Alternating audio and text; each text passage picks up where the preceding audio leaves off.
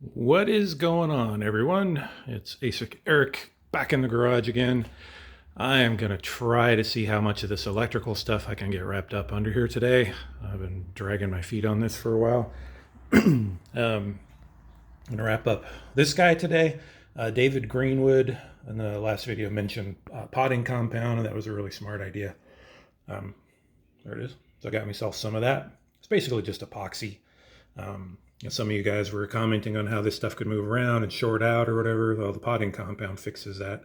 I think, at least one, maybe a couple suggestions about making a circuit board for that.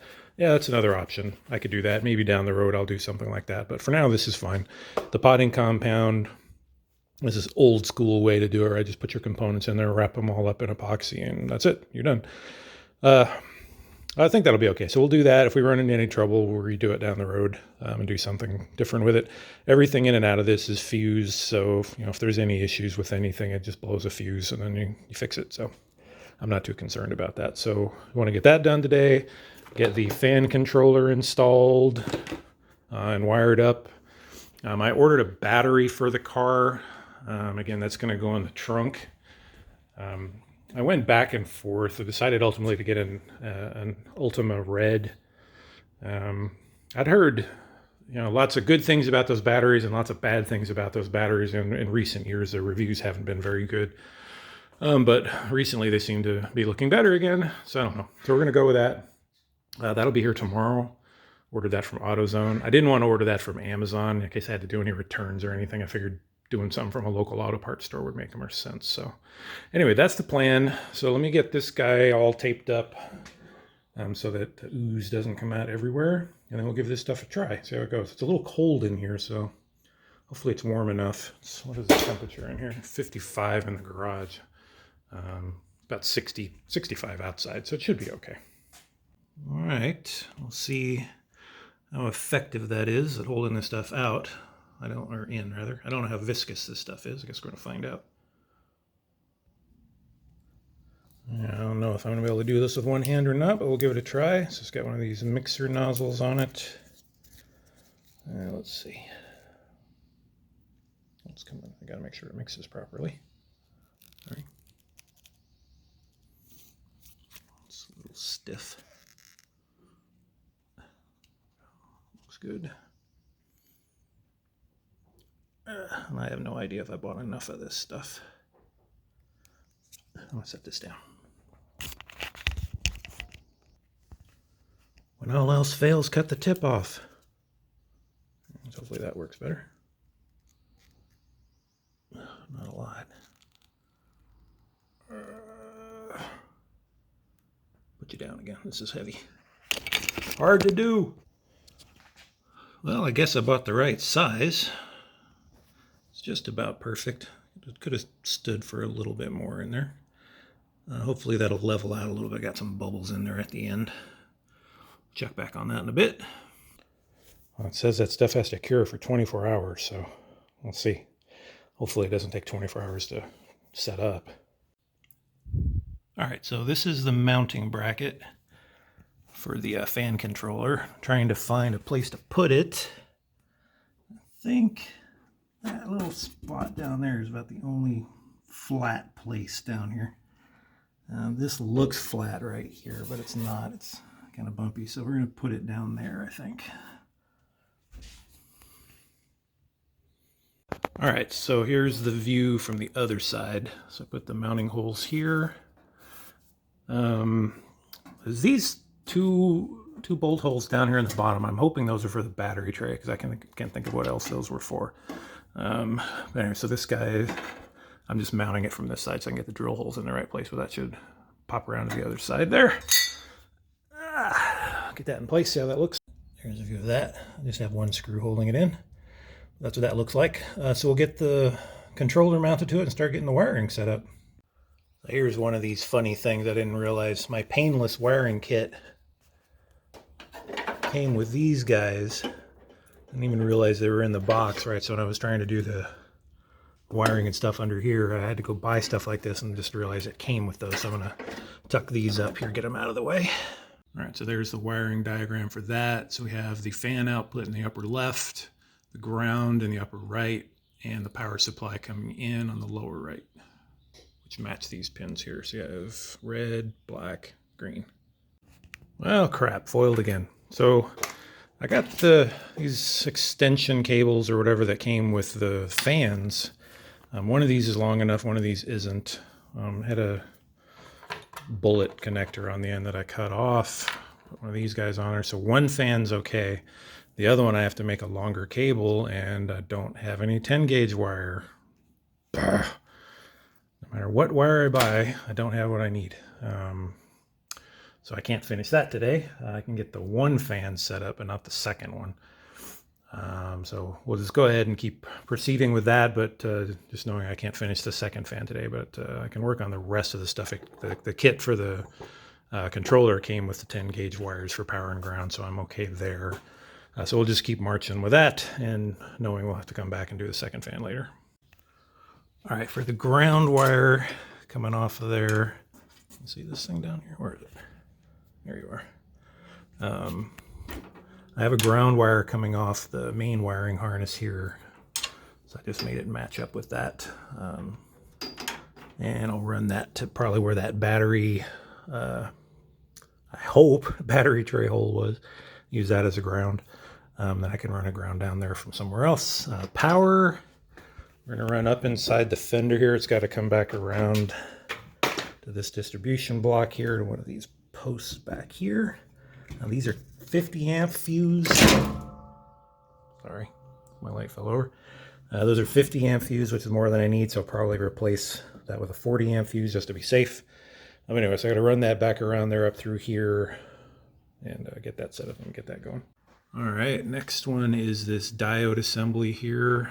This allows the controller to turn off when the ignition is off.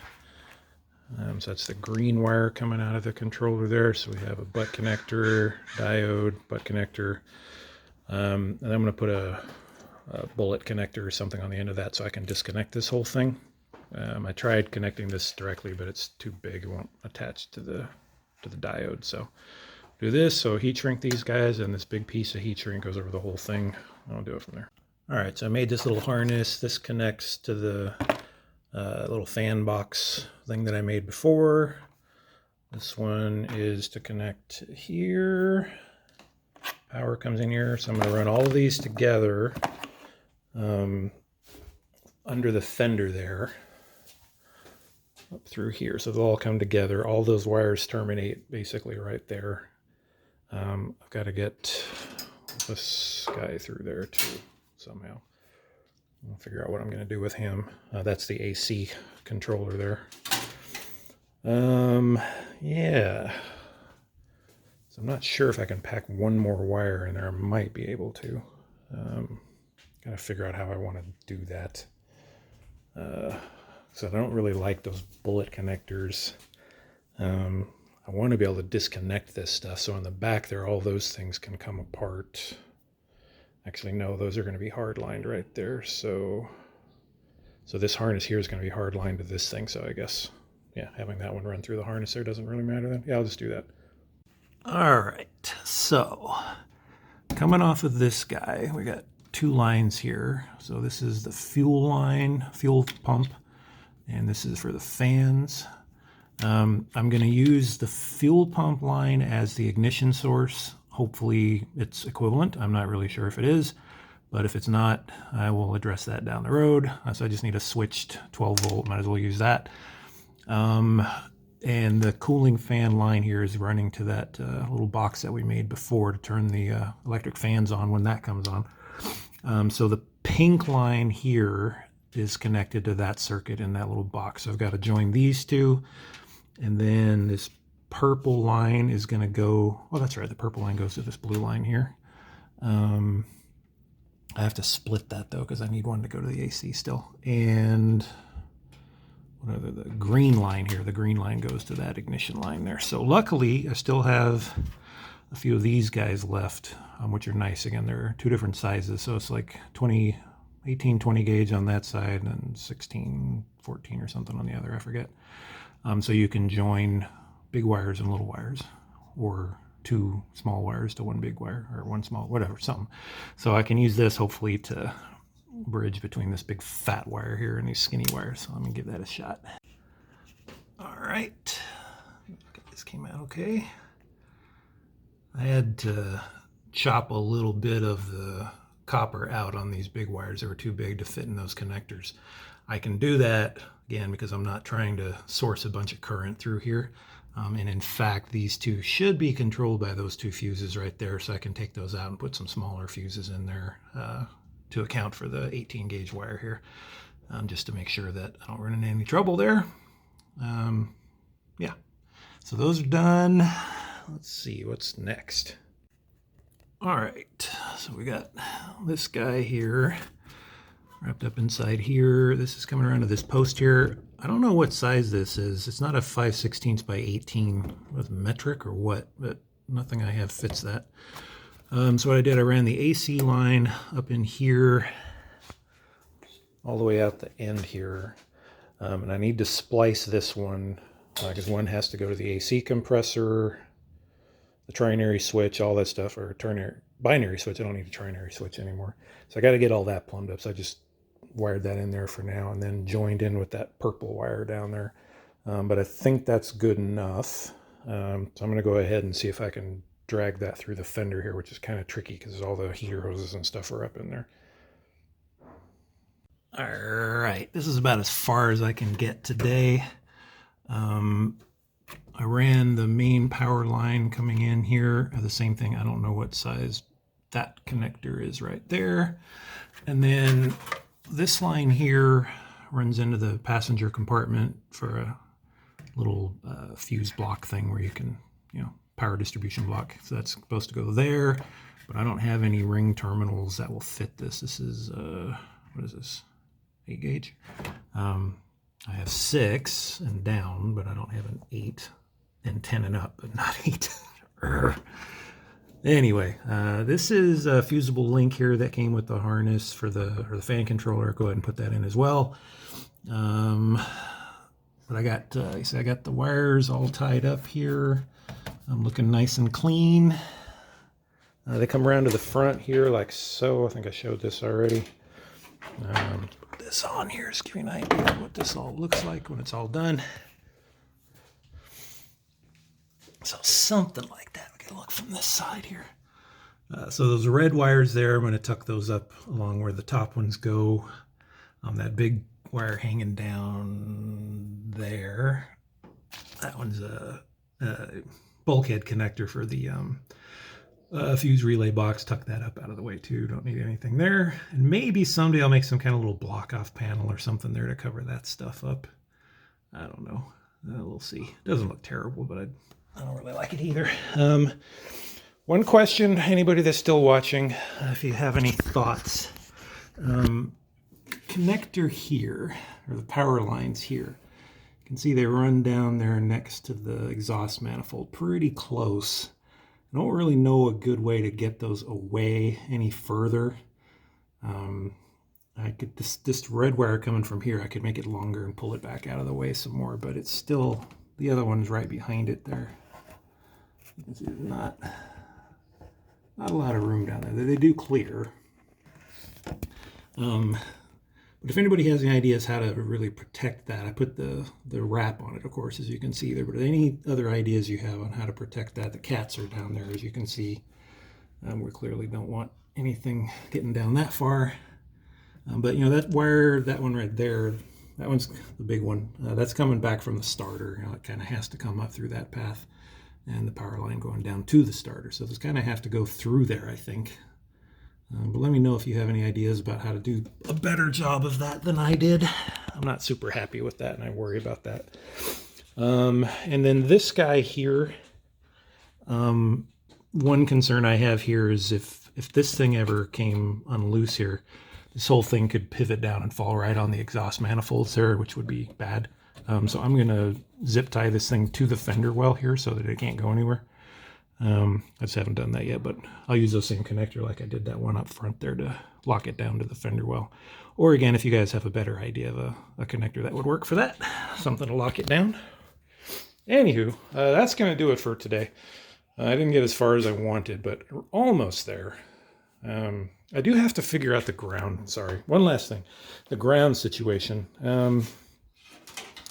What people think about the ground. So I have the ground post for the battery back there. It's grounded to the block, but I don't, and I have it grounded down to the body right down there. But I don't have it connected to the fenders or the core support or anything. So I need to get a ground situation there. I could run a bolt off the block here and bring a ground line up this way. Again, I could tuck another one up in through here, connected to that battery post back there, and then to that ground point down on the core support down there. Let me know what you guys think. Again, I want to try and keep all the wiring and stuff out of the way as much as possible so you don't see it. So any thoughts there would be good. All right, anyway, that's going to do it. I'm going to wrap it up here. Hopefully you guys are enjoying this 4K footage from my phone here. Anyway, take care, everybody. We'll catch you on the next one. Oh, happy spring.